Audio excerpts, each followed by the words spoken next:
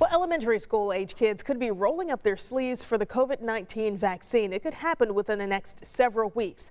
Pfizer is now seeking emergency use authorization for its vaccine for children ages 5 to 11. Now, the vaccine is already approved for kids 12 and up. Rich Nye talked with school nurses about the classroom impact of vaccinating younger children.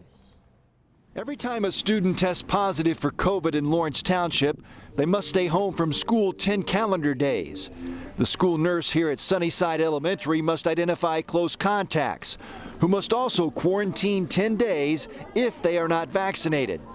Kids under 12 can't get the shot yet, but Pfizer is now seeking approval for its vaccine for children ages 5 to 11. I do think it's a game changer just because I would love not to send somebody home on COVID protocols. I hate telling kids that they have to go home because they were a close contact. I hate telling kids they have to go home and can't come back because they have COVID. School nurses provide care for hundreds of kids, giving medicine, providing first aid for scrapes, even taking care of lost teeth.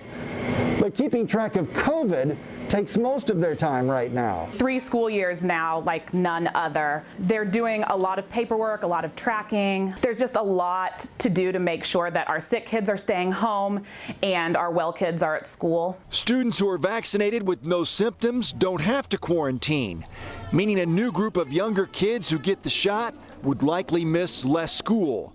Children ages 5 to 11 would receive 2 doses of the Pfizer vaccine 21 days apart, but the dose is 1/3 the size given to adults. I also think it's a huge game changer just in the grand scheme of our pandemic. Like, the more people we can get vaccinated, the better we are at fighting COVID. Sunnyside Elementary reports less than 5 positive COVID cases this school year.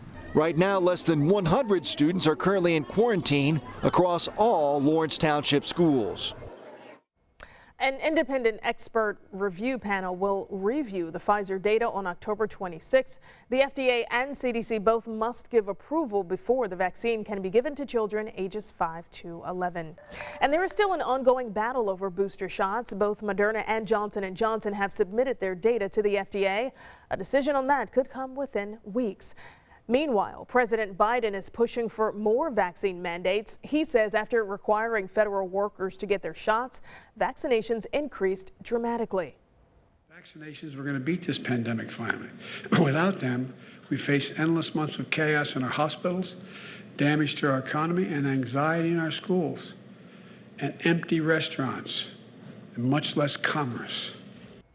The White House is also committing another $1 billion towards rapid at-home testing.